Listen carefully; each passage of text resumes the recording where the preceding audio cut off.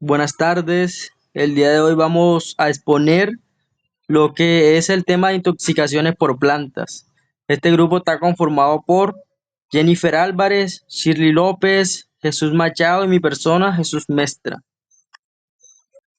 A manera de introducción, de aspectos generales, tenemos que en Colombia, en nuestro país, hay mucha diversidad con respecto a la flora.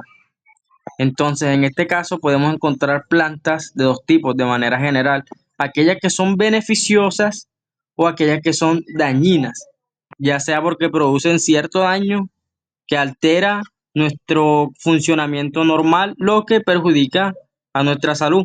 Esto hace que este tipo de plantas sea un problema en la salud pública. Entonces tenemos que las personas tienen cierta exposición o cierto riesgo o cierta forma de adquirir estas intoxicaciones por plantas, entre las cuales está la ingesta accidental, que más adelante vamos a ver qué población es la más afectada, también el uso medicinal, ya que varias personas utilizan ciertos tipos de plantas sin saber muy bien qué daño podría causarle esa planta en vez de causarle algún beneficio. Y también aquellas personas que tienen una posición ocupacional, ya que trabajan en el ámbito de la agricultura, entre otros. Bueno, con referente a las estadísticas, a los datos que se tienen sobre las intoxicaciones por plantas en Colombia, tenemos que hay poca información. Esto posiblemente puede ser a que este es un evento que no es de notificación obligatoria, lo que interfiere en sí con la epidemiología que hay acá en el país. Pero se estima que estos casos por intoxicaciones por plantas corresponden al 2% de todos los casos de intoxicaciones, donde la más frecuente o el grupo con mayor frecuencia sería las intoxicaciones por fármacos, entre otros. Tenemos también que en Estados Unidos estas cifras de intoxicaciones pueden alcanzar el 3,5%. Y también tenemos que en estos casos la mayoría o la población que es más afectada sería un 85% y en este caso son los niños menores de 6 años, ya que esto, bueno, en estos niños, aunque no se presenta una intoxicación muy grave, porque la cantidad de planta o elemento tóxico que ingieren esto es poca, en referente a las intoxicaciones que se presentan con los adultos, que sí son un poco más graves. Con referente a la mortalidad de este tipo de incidentes, tenemos que la intoxicación por planta corresponden bueno, a los casos donde hay muerte al 0% de todas las intoxicaciones agudas que se presentan en general. Bueno, con respecto al aspecto toxicológico, tenemos que, dependiendo del principio activo, se presenta ya sea un síndrome u otro. Entonces tenemos inicialmente uno de estos síndromes que es denominado síndrome anticolinérgico, que es causado por ciertas plantas que contienen, ya sea en sus hojas, en sus tallos, en sus semillas, en sus raíces, alcaloides, que son de tipo escopolamina y atropina, que estos bloquean los receptores muscarínicos. Entonces, afecta principalmente a lo que sería el sistema nervioso y más adelante se presentarán entonces los metabolitos que producen la ingestión de esta planta y su biotransformación en el cuerpo.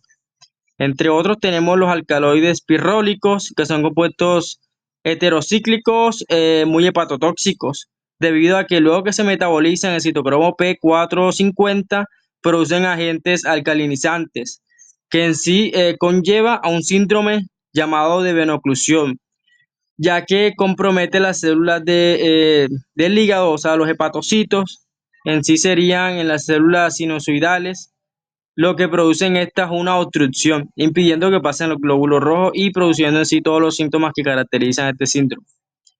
Entre otras, tenemos el oxalato a las plantas que tienen un principio activo, que sería el oxalato de calcio, que cuando éstas se ingieren y se mastican, producen o liberan ciertas sustancias, como por ejemplo la histona y mediadores proinflamatorios, que por ejemplo en la mucosa causaría como una quemadura o una irritación.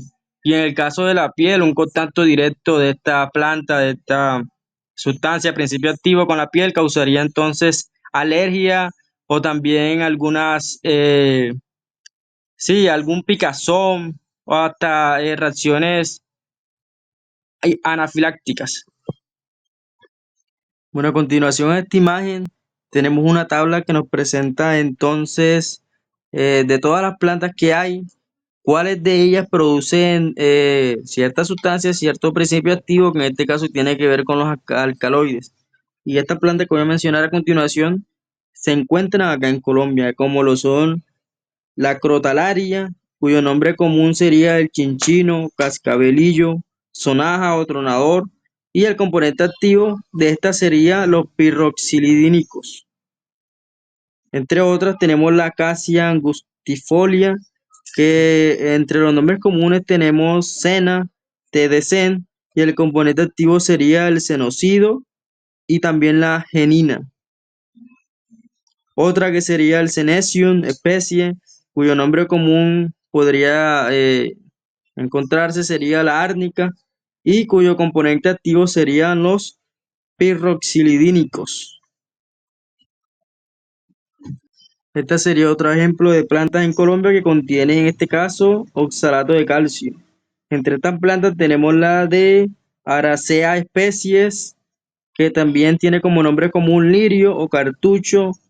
Tenemos el Montera deliciosa, que como nombre así general tenemos que se conoce como balazo. También tenemos el Caladium bicolor, cuyo nombre común sería corazón de Jesús, y entre otras. Bueno, ahora con respecto a la toxicocinética, de manera muy breve y general, tenemos que inicialmente esta planta, las cuales son tóxicas, comienzan por una etapa que se llama absorción, en la cual nosotros vamos a ingerir esta planta, ya sea por vía parenteral, o sea, nosotros tomamos la planta de manera accidental, sin saber que es tóxica, la masticamos, la ingerimos. También puede ocurrir este contacto por mucosas, por la piel, entre otras vías. Luego de que esta sustancia, de que esta planta es masticada, deglutida, tiene contacto con nuestra piel, entonces esta va a pasar a lo que sería la circulación sanguínea, donde ella se va a distribuir por todo el cuerpo y va a llegar a metabolizarse o también es llamado a biotransformarse en lo que sería el hígado. Aquí se van a producir ciertos metabolitos que se van a presentar a continuación, que son generados por la transformación de esta planta por dicho proceso. Y luego estos residuos que se producen por todos estos pasos, donde el organismo trata de eliminar esta sustancia, se desechan por la orina. O también puede ser por el sudor y así.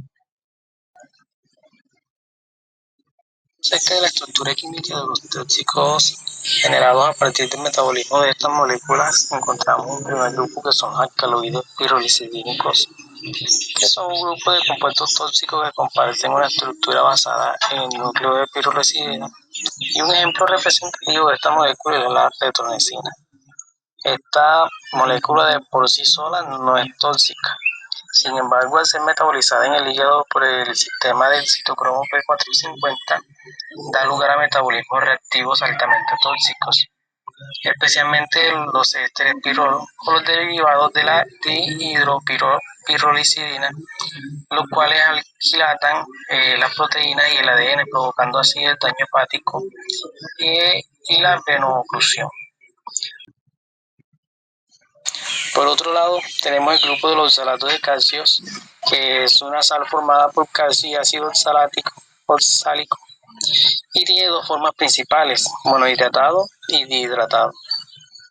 La toxicidad del oxalato de calcio no se debe a su biotransformación, es decir, que no necesita ser metabolizado para producir metabolitos tóxicos, sino que él de por sí solo la molécula es tóxica, ya que es una sal insoluble y no sufre metabolismo enzimático en el cuerpo. Sin embargo, de por sí solo la molécula es tóxica, ya que es una sal insoluble y no sufre metabolismo enzimático en el cuerpo. Sin embargo, su comportamiento químico fisiológico genera efectos tóxicos agudos y crónicos. Por otro lado, encontramos los compuestos anticolinérgicos, que esto incluye Bueno, las sustancias que bloquean en los cuanto a los receptores antídotos, no muscarínicos de existe la un antídoto acetilcolina. único para tratar Y un todas las ejemplo intoxicaciones por representativo de planta, estas ya que moléculas las es toxinas la que contienen atropina. las plantas varían enormemente en su composición química y sus efectos sobre el cuerpo humano. En algunos La casos atropina es un específicos se puede alcaloide usar lo que es la tropánico con fisostimina actividad como anticolinérica, antídoto para tratar que la a intoxicación diferencia de por los alcaloides compuestos como los tropánicos y alcaloides anticolinérgicos. pirrolicilínicos o el La oxalato, fisostimina es un la inhibidor atropina no reversible se de la convierte en un acetilcolina metabolito esteriasa que impide la destrucción de la tóxico por acetilcolina y produce bioactivación. un efecto Su actividad se debe parasimpático a la acción mimético directa de indirecto fármacos sin mediante el necesidad de aumento de la transformarse. concentración de Pero acetilcolina en el receptor. si sufre un Otro antídoto que metabolismo se puede hepático utilizar para moderado tratar que transforma parte de la molécula la antes de su excreción, digoxina es la Digifac o donde la digoxina atropina se Inmunefac. une con una Este es molécula un de agua antídoto que se une produciendo a la atropina digoxina en la sangre y ayuda a y eliminarla ácido reduciendo trópico. su toxicidad. La Digifac son fragmentos Por mixtos de otro lado, inmunoglobulina encontramos el grupo de antidigoxina los obtenidos de glucósidos ovejas sanas cardíacos. inmunizadas con digoxinas. Estos son compuestos que inhiben la bomba de sodio y potasio, aumentando así el calcio intracelular y la contractilidad cardíaca. Un ejemplo clásico de esta molécula es la digoxina, derivada de Digitalis purpurea, y que a diferencia de los otros fármacos, la digoxina sufre poco metabolismo hepático y en la mayoría de las personas se excreta a veces sin modificar. Sin embargo, algunas personas, sobre todo aquellas que tienen una flora intestinal lenta, pueden sufrir una biotransformación bacteriana.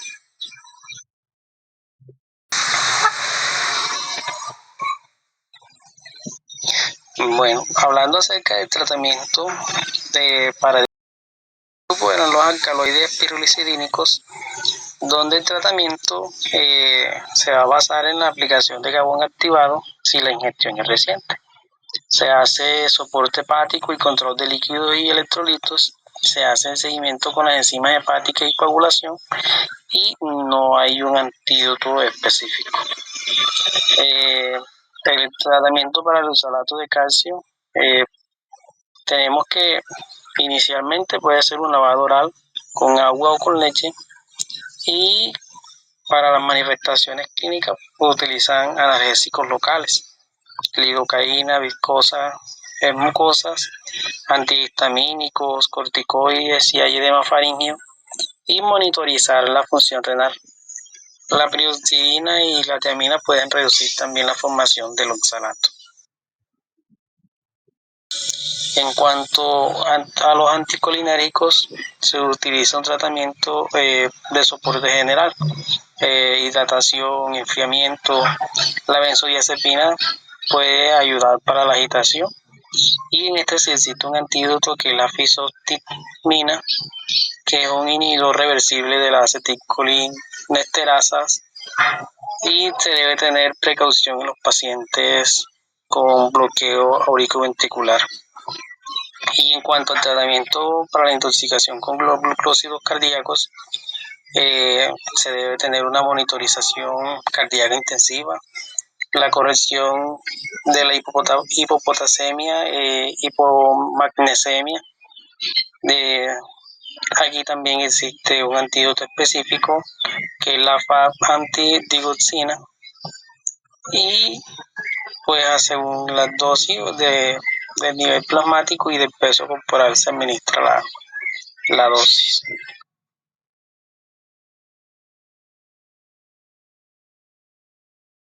Bueno, en cuanto a los antídotos, no existe un antídoto único para tratar todas las intoxicaciones por planta, ya que las toxinas que contienen las plantas varían enormemente en su composición química y sus efectos sobre el cuerpo humano. En algunos casos específicos se puede usar lo que es la fisostimina como antídoto para tratar la intoxicación por alcaloides tropánicos y anticolinérgicos. La fisostimina es un inhibidor reversible de la acetilcolina esteriasa que impide la destrucción de la acetilcolina y produce un efecto parasimpático mimético indirecto mediante el aumento de la concentración de acetilcolina en el receptor. Otro antídoto que se puede utilizar para tratar la digoxina es la Digifac o digoxina Inmunefac. Este es un antídoto que se une a la digoxina en la sangre y ayuda a eliminarla reduciendo así su toxicidad.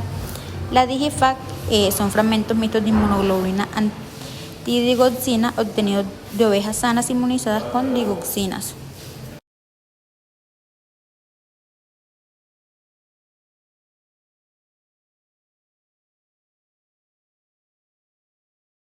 Técnicas diagnósticas para las intoxicaciones por plantas. Digamos que las intoxicaciones por plantas suelen poseer una orientación diagnóstica muy complicada y compleja, puesto que si el paciente no refiere el suceso presentado o no da indicios del tipo de planta que éste consumió, eh, existe poca evidencia o la sintomatología es poco conclusa para determinar eh, cuál fue el incidente como tal, y los estudios toxicológicos tampoco abarcan mucho en ello. Entonces, de este modo, la información toxicológica que se tiene hasta el momento sobre los incidentes por planta, las plantas tóxicas, o digamos que los métodos diagnósticos que se tienden para estas son muy pocos. Por lo tanto, no se cuenta como que con un arsenal diagnóstico toxicológico para diagnosticar los metabolitos presentes en las personas. Entonces, ¿cómo lo diríamos de otro modo? Si el paciente nos refiere qué tipo de planta consumió o qué ingirió, el médico no va a ser capaz de tener una prueba diagnóstica que lo oriente o le ayude a determinar el metabolito tóxico. Otro punto importante es que las pruebas toxicológicas, digamos, para determinar cierto metabolito de plantas tóxicas, no los hay.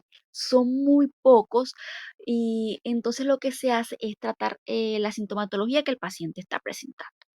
Entonces, aquí nos vamos a dos puntos: plantas conocidas y plantas poco estudiadas. En las plantas conocidas tenemos aquellas que se utilizan de modo medicinal o recreativo. ¿Cuáles son? Marihuana, las semillas de la amapola, la cocaína, escopolamina, entre otras.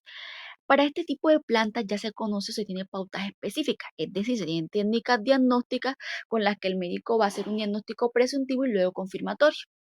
En cuanto a las técnicas cualitativas, tenemos de primera instancia lo que se hace son estudios o inmunoensayos enzimáticos. Estos inmunoensayos enzimáticos nos van a dar un inicio de lo que podrían ser, por ejemplo, una intoxicación por alcaloides, plantas alcaloides. Listo. Ya tenemos identificada un sinfín de plantas causales, pero en cuanto a ello, vamos a utilizar técnicas diagnósticas mucho más precisas que nos ayuden a identificar cuál es el metabolismo que está causando estragos en el organismo de la persona. Entonces, de aquí nos vamos a otro tipo de pruebas, las cuales son la cromatografía de capa fina, cromatografía de gases y espectrometría de masa, perdón. Entonces, la cromatografía de capa fina, al igual que la espectrometría de masa, son pruebas cualitativas. Me van a indicar valores específicos en las reacciones que me van a dar inicio de cuál metabolito está actuando. En cuanto a la cromatografía de gases, esta me tiende a dar concentraciones mucho más específicas de metabolismo que está causando estragos. Esta tiende a ser una prueba cuantitativa. Cuando no tenemos la menor idea de la planta, o digamos que el paciente sí refiere, pero el médico no tiende a tener esos conocimientos botánicos, ni hay pruebas como tal en las urgencias para identificar esa planta como tal, lo que se hace es que se hace un manejo sintomático y de seguimiento. ¿Cómo se hace esto? Se busca cuáles son los inicios que está presentando el paciente o qué tipo de intoxicación está refiriendo de acuerdo a la sintomatología. Entonces, si estamos enfrentando un caso de gastroenteritis, lo que se le hace al paciente es un cuadro hemático, electrolito, glicemia, nitrógeno ureico, creatinina y un uranálisis. ¿Para qué? El uranálisis me permite ondear cómo está la función renal del paciente, y más allá de eso, puede que también me permita hallar, digamos que ciertos metabolitos. Si yo tengo indicios de qué planta puede ser y tengo estudios diagnósticos para ella en forma toxicológica. Ya, lo que es el cuadro hemático, los electrolitos, la glicemia y nitrógeno urémico me van a permitir evaluar el cuadro, digamos que metabólico del paciente y qué tanto estrago ha causado este metabolismo. Entonces lo que hago es inducir el vómito, introducir carbón activado o alguna otra sustancia que me permita eliminar en su mayoría o sacar ese tóxico del cuerpo. Listo, hasta ahí. Si el médico observa que el paciente de pronto tiene reflejos de un daño hepático, o lo que él le refirió le hace indicio a una planta específica que cause hepatotoxicidad, lo que hace el médico es ordenar tiempos de protonina y transaminasas. ¿Para qué? Para evaluar el hígado y evaluar constantemente en el tratamiento del paciente que esa función hepática no decaiga y que este no sea dañado en gran medida. Y también es muy importante hacerlo en electrocardiograma porque las principales plantas o las plantas más tóxicas tienden a tener, digamos que, producir daños en el corazón. Entonces, ¿qué hacemos? Digamos que en cuanto a las muertes por este tipo de plantas son poco conocidas e incluso el porcentaje que se tiene a nivel mundial es muy bajo, la letalidad es muy baja. Sin embargo, las intoxicaciones, aunque son poco frecuentes, se evidencian. Y pues a partir de estas técnicas diagnósticas se hace el manejo del paciente.